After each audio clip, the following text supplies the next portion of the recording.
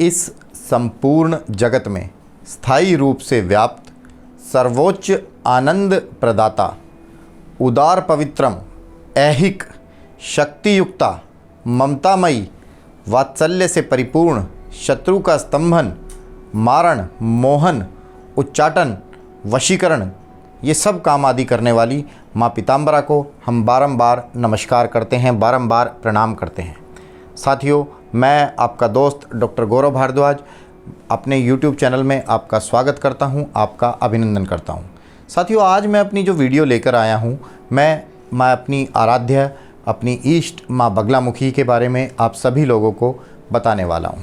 ये मेरे काफ़ी सारे जो स्टूडेंट्स हैं उनकी भी काफ़ी डिमांड आती थी और काफ़ी लोगों ने मुझे कई बार कमेंट बॉक्स में भी किया, कई बार मुझे पर्सनल मैसेजेस भी किए कि माँ बगलामुखी के बारे में कहीं भी संपूर्ण कथा कोई भी एक व्यक्ति नहीं देता है।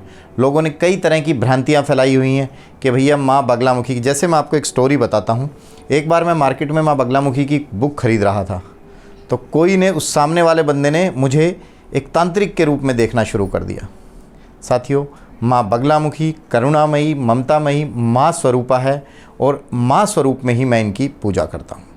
इनके पूजन कैसे करना है, क्या सतयुग की कहानी है, किसी गुरु की मदद लेनी है, गुरु की मार्गदर्शन में पूजा लेनी है, पूजा करनी है, या माँ की क्षमा याचना कैसे करनी है, शत्रु स्तंभन कैसे करना है, शत्रु का विनाश कैसे करना है। कोई शत्रु आपको बिना बात के अननेसेसरली परेशान कर रहा है तो उसका स्तंभन कैसे करना है, माँ का पूजन कैसे करना है, माँ का पूजन करते समय कौन सा आसन नहीं होना चाहिए, इन सभी बातों पर मैं आज अपनी वीडियो में प्रकाश डालने वाला हूँ। साथियों, इससे पहले मैं आप लोगों को एक चीज़ बोलना चाहूँगा कि आप लोगों ने जिसने मेरा YouTube चैनल अभी तक सब्सक्राइब नहीं किया है, कृपया करके आप सब्सक्राइब कीजिए, जिससे कि आपको आने वाली मेरी और भी वीडियो और भी चीज़ों की जानकारी मिलती रहे। ये वीडियो थोड़ी लंबी हो सकती है, तो हो सकता है मैं इस वीडियो को पार्ट्स में भी अपलोड करूँ।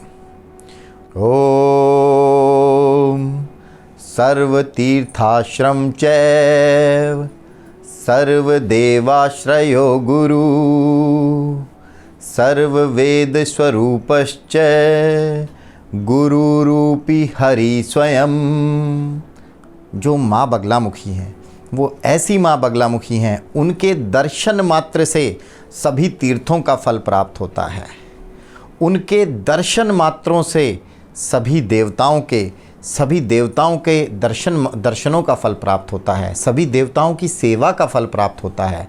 उनके दर्शन मात्र से सारे वेदों को पढ़ने से जो लाभ मिलता है वो फल प्राप्त होता है। जो माँ बगलामुखी हैं वो माँ बगलामुखी स्वयं हरि स्वरूपा हैं, स्वयं हरि से बढ़कर हैं। तो माँ बगलामुखी की हम बारंबार माँ बगलामुखी को प्रणाम करते हैं और माँ बगलामुखी को बार बार पूजन वंदन आराधन करते हैं। साथियों, आज मैं आपको सबसे पहले बताऊंगा कि माँ बगलामुखी की उत्पत्ति कैसे हुई और कैसे इसके पीछे पौराणिक कथा मिलती है, कहाँ कहाँ माँ के प्रसिद्ध मंदिर हैं। साथियों, माँ बगलामुखी के बारे में ये बताया जाता है कि एक बार सतयुग का समय बीत रहा था। सतयुग के समय में एक महाविनाशकारी, ब्रह्मांड को विनाश कर सकता था, इतना महाविनाशकारी तूफान उत्पन्न हुआ। और वो तूफान इतना विनाशकारी था कि जो भी उसकी चपेट में आ रहा था वो नष्ट भ्रष्ट होता जा रहा था। धीरे धीरे करके वो तूफान पूरे ब्रह्मांड को, पूरी पृथ्वी को लीलने लगा। उस तूफान से सभी देवता भयभीत होकर सृष्टि के पालनकर्ता विष्णु भगवान के पास गए।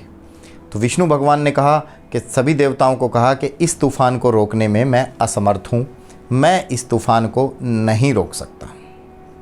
इतना सुनकर श्री विष्णु के साथ, श्री हरि विष्णु के साथ सभी देवता महादेव के पास गए और उन्होंने महादेव को गुहार लगाई कि हे महादेव, आप तो सृष्टि का संहार भी कर सकते हो, तांडव भी करते हो, समस्त शक्तियाँ आपके पास हैं, कृपया करके आप इस तूफ़ान को रोकिए। तो महादेव ने भी उस तूफ़ान को रोक पाने में अपनी असमर्थता जताई और महादेव की प्रेरणा से श्री हरि विष्णु ने, महादेव की प्रेरणा से श्री हरि विष्णु ने माँ बगलामुखी का पूजन आराधन किया। उन्होंने हरिद्रा झील के तट पर बैठकर माँ का पूजन आराधन किया। जब माँ का पूजन आराधन उन्होंने वहाँ पे किया तो माँ के पूजन आराधन के बाद माँ बगलामुखी श्री हरि विष्णु की पूजा से प्रसन्न होकर झील से हरिद्रा सरोवर से प्रकट हुई। जब माँ उस झील से प्रकट हुई तो उस झील का रंग पीला पड़ गया। इसी कारण से माँ को पीताम्बरा भी कहते हैं। और माँ को पीला ही पीला पसंद है, पीले वस्त्र, पीला भोग। माँ चाहती है कि साधक भी पीले ही वस्त्रों में माँ की उपासना करें। माँ ने प्रसन्न होकर विष्णु भगवान को वरदान दिया और उस तूफान को शांत किया। इसीलिए माँ को पीताम्बरा भी कहा जाता है। माँ को बगलामुखी क्यों कहा गया? बगला, ये बगला शब्द संस्कृत से लिया गया है। जब माँ की उत्पत्ति हुई, जब माँ प्रकट हुई हरिद्रा झील से, तो माँ का स्वरूप एक दुल्हन की तरह कांतिमय था। माँ के चेहरे पर एक विशेष आभा थी, जिसके कारण माँ को बगलामुखी माँ के नाम से प्रसिद्ध हुआ और माँ को बगलामुखी कहा गया। माँ बगलामुखी के हमारे देश में 3 प्रसिद्ध मंदिर हैं। एक हिमाचल प्रदेश के कांगड़ा में, एक मध्य प्रदेश के दतिया में और एक मध्य प्रदेश के ही नलखेड़ा में।